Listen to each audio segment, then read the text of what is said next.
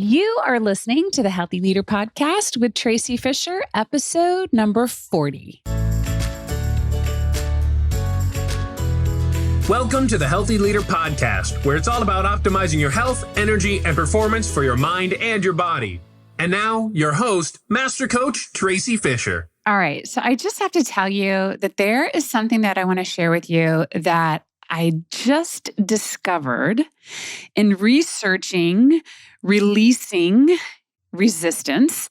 And I am almost giddy with excitement about this. I don't know if somebody else has already discovered this or not, but I feel like I've just discovered this. And I want to share this concept of releasing resistance with you and give you a really cool way to think about it and to remember it and to practice it. So I want to start off with sharing with you a saying that I believe that I first heard in church, and that is, let go and let God. Now, I also realize that that's an AA saying and that it's very similar to the serenity prayer of God grant me the serenity to accept the things I cannot change, the courage to change the things I can, and the wisdom to know the difference. And I want to start off by telling you that I've had an interesting relationship with that concept and the phrase, let go and let God. And the idea is that God or a higher power is directing your path. So let go of all your doubt and your resistance and your fear and have faith. The secular view of that sounds a little bit more like, okay, let it go. There's nothing you can do about it. Focus on what you can change. And it has a similar energy to it, a similar meaning, basically, to stop wasting your energy, your mental energy, your emotional energy, and your physical energy fighting or resisting against something that you have no control over. Now, this is easier said than done. And it is a powerful meta skill that serves us all in our wellness and our well-being, our self-leadership, and our leadership. So today I want to talk to you about your own version of letting go and releasing resistance to what is, what was, or what might be, because resistance takes a lot of energy that we could be using towards other things. And often, I don't think that we even know that we are resisting. And if we don't know that we have the resistance, and we certainly cannot release it. So I want to talk about resistance and what it is and what it might look like, and then how you can actively practice releasing it. And this is absolutely 100% an ongoing practice. I have this distinct memory of the first time that I really understood what it meant to emotionally and mentally release resistance. And it had to do with trying to get pregnant with my third child. And I just remember I could not let go of the fact that I couldn't get pregnant. And it was really creating some anxiety and chaos and depression. And I was focusing on the wrong things in my life. And for some reason, I don't know why, maybe I had heard that phrase, let go and let God, enough that at some point I was like, what am I doing here? I have two amazing, healthy boys. I love my life. I need to let this go. And I was able to do that. And it was such a profound experience for me that when we did get pregnant, we named Joelle Grace, to remember the immense power and poise and elegance and beauty and joy that comes with letting go of things that we cannot control. Now, I would love to report to you that since that one experience, I took it and really mastered releasing resistance and am in this constant state of Om. But the truth is, I'm not a master at it. I am mastering it. And in fact, I'm actually practicing it right now. I was noticing as I'm recording this podcast that my dogs are freaking out in the background. We've got a snowplow going, we've got the garbage trucks going, and I'm alone here, and there's no one there to keep them quiet. And even though I know that you all can't hear them, I can feel this energy of resistance percolating in my body. And so right now I get to practice releasing it. And I'm going to show you exactly how I am doing that right now in the middle of this podcast in just a minute. And disruptions are a great way to practice this. In the last podcast, I talked about disruptions and how often we resist them, even though they're pretty much guaranteed, especially if you are a leader and you are solving problems and creating things and strategizing around all sorts of disruptions. And if you're a parent or in a relationship or have a family, you're going to have disruptions. And we all have things in our lives, personally and professionally, that we don't want to deal with and that we do not because we like to, but because we have to. So I invite you right now to think about something that you resist. It could be something as simple as washing the dishes or making your bed, or it could be handling some type of conflict that's going on at work, or preparing your budget or doing finances, maybe writing a report or having a difficult conversation. It could even be eating the right foods or getting up early to work out. Think of something that you do or that you know that you have to do, but you really don't want to do it. And you can feel this energy of resistance. And I want you to keep that in mind as I share this first part of my discovery that I'm so excited about in terms of resistance. Now, you know what that energy feels like in your body. And if you don't, I invite you to think about it, to go inside your body and think, what does resistance even feel like for me physically? I've heard it described as a clenching, a tightening of muscles, a closing in on yourself. Sometimes it feels like butterflies in your stomach. It's just this energy in your body that feels negative in some way. And when I was looking up resistance and the definitions, I kept coming across the definition of electrical resistance. And it basically is a measurement of the opposition to the flow of a current. And I thought that was fascinating because that's exactly what it feels like in our bodies when we are experiencing resistance. It feels like there is an interruption to the flow of life. And so that's a great way to think about resistance when we feel like we're out of the flow, when we feel like we are out of the current of life. And then to make this even juicier, I kept coming across this interesting depiction of Ohm's law. And Ohm's law is basically a law that describes the relationship between the different characteristics of the flow of the circuit or the flow of life.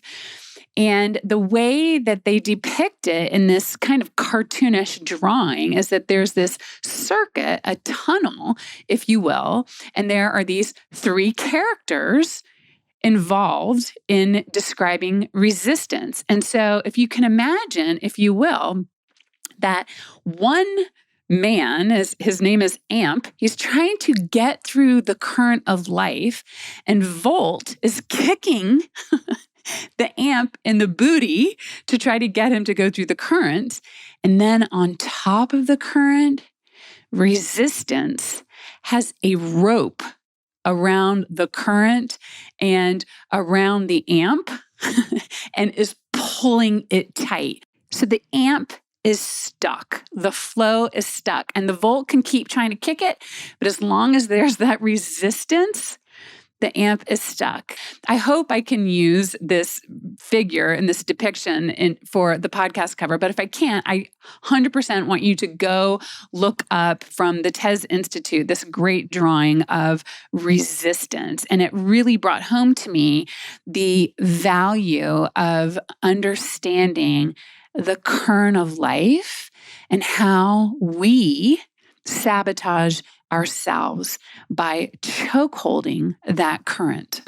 And for me, it gave me this great visualization of being in the current of life and in the flow of life, and then coming up to something that we don't necessarily want to do. And that maybe it is painful or uncomfortable. But then on top of that, we've got this resistance that we're adding to the pain of whatever it is that is in front of us. And when we do that, we are adding suffering on top of the pain. And the Dalai Lama said that pain is inevitable, but suffering is optional. And to take this electrical resistance analogy one step further, think about if you are resisting what is currently happening, if you are resisting the current, then you are creating your own suffering. So go back to what you were thinking about in terms of what you are resisting and peek inside of your mind and see where you might be holding on to a story that could be making things harder than they need to be, maybe even sabotaging the results that you want to create and making your life miserable. Now, where I see this often is with people who really want to change their behaviors and create a new result.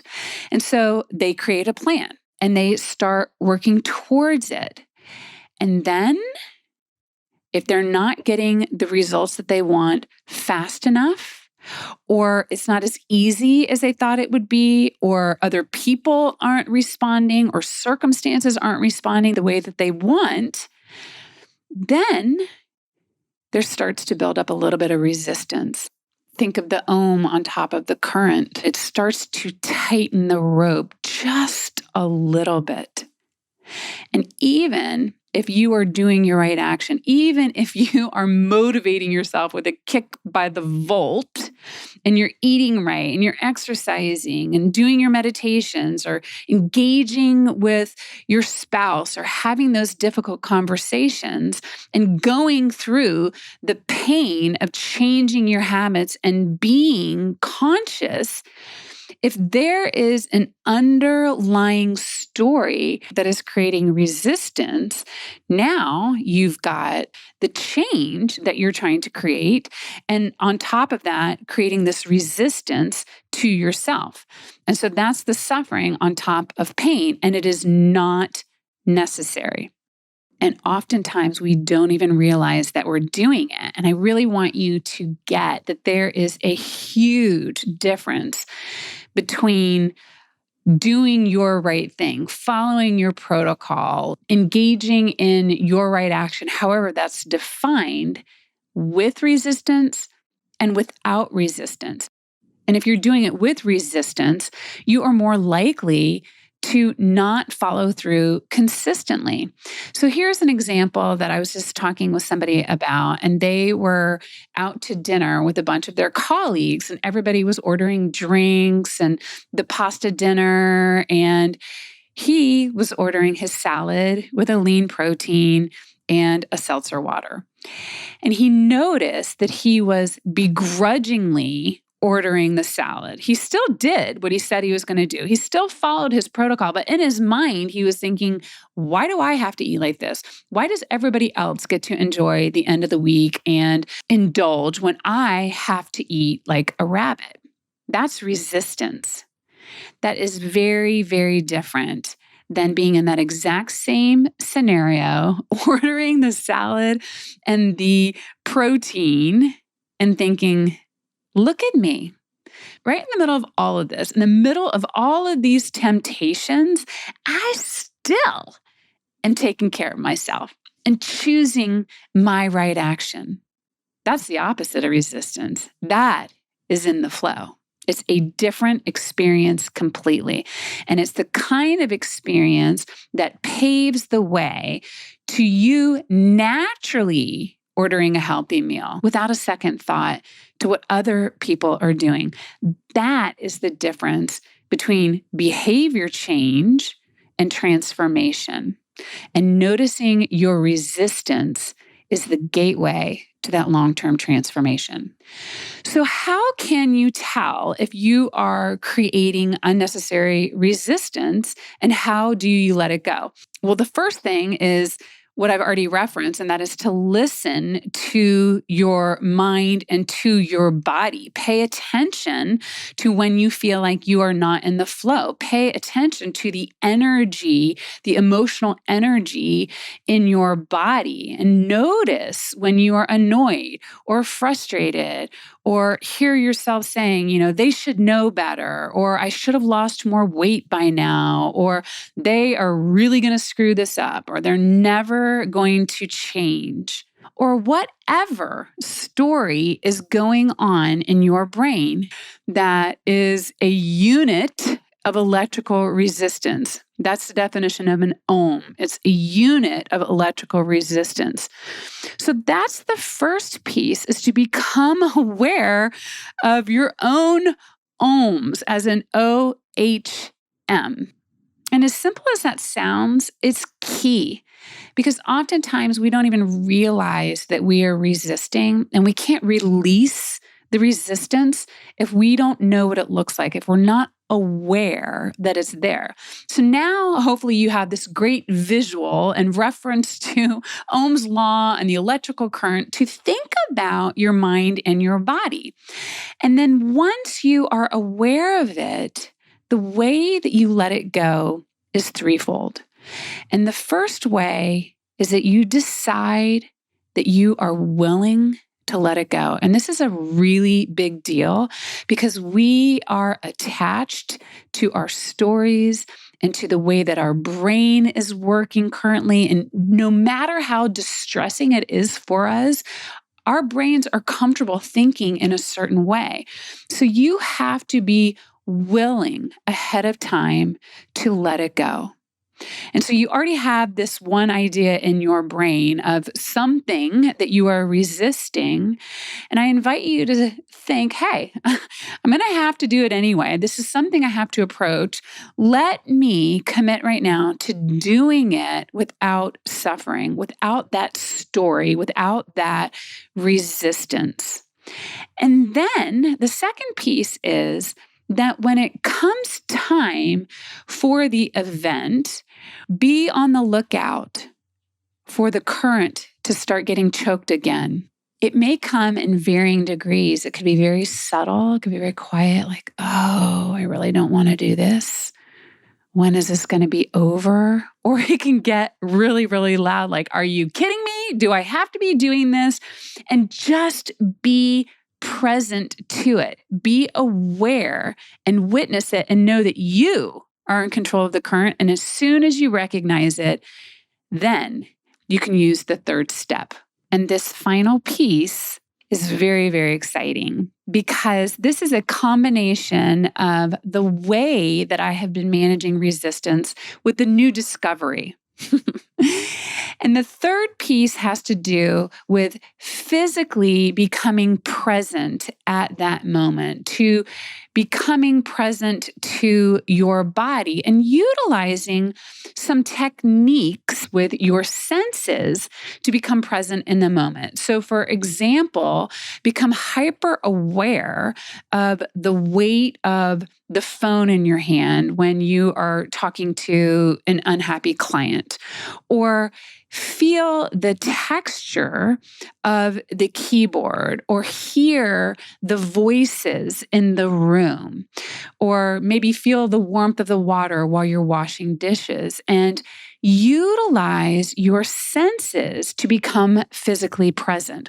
And that's something that is useful because it brings you to the present moment and helps you get out of your head and into your body. And that's one of the reasons it's so important to pay attention to your breathing, to make sure that you get out and exercise. And we know that having a strong mind-body connection helps us with releasing stress and resistance and negativity. So that's the third piece of releasing the resistance, is to engage in a physical activity and to make sure that you do it in an extremely focused way where you're really paying attention to the touch or to the sight or to the sound, and bring your mind into your body to open up that current and open up that flow. So as we close, I want to share with you the other fun thing that I discovered that's related to this mind-body connection and this third step. And it has to do with something else that you can do physically that will help you to release the resistance and to get back into the flow. And it's this really obvious thing that you probably have already heard of. And that is to use the word Om, as in O-M, as in Om, Om, Om. And that is considered to be the sacred sound of the universe. And it vibrates at a certain frequency of 432 hertz, which is the same vibrational frequency found in all things throughout nature. So I thought that was really cool, that Ohm's law about resistance in the science realm describes the problem and the challenge that we are having, and that the solution is also Om.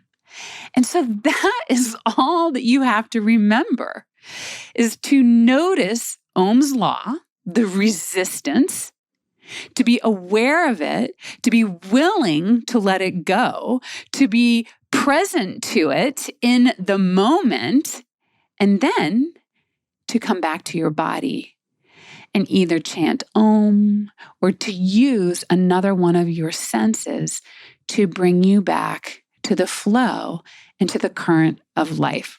So I hope that that was really fun for you. It was extremely fun for me. I don't know if somebody else has already made the connection between Ohm's law and Om, and I don't really care if they have or not, because it was really fun for me to get in the flow of this and to practice in the midst of this podcast, repeating that sound and to bringing myself back into the flow. So go forth and create an amazing flow in your life. And I would love to hear from you and how you are using this process to keep your frequency and your flow going so that you can create the life that you deserve. Hey there, if you are ready to take your well-beingness to the next level, come visit @thewellness.coach, where I've got lots of free resources. And make sure that you type in thewellness.coach, not .com, and I will see you there.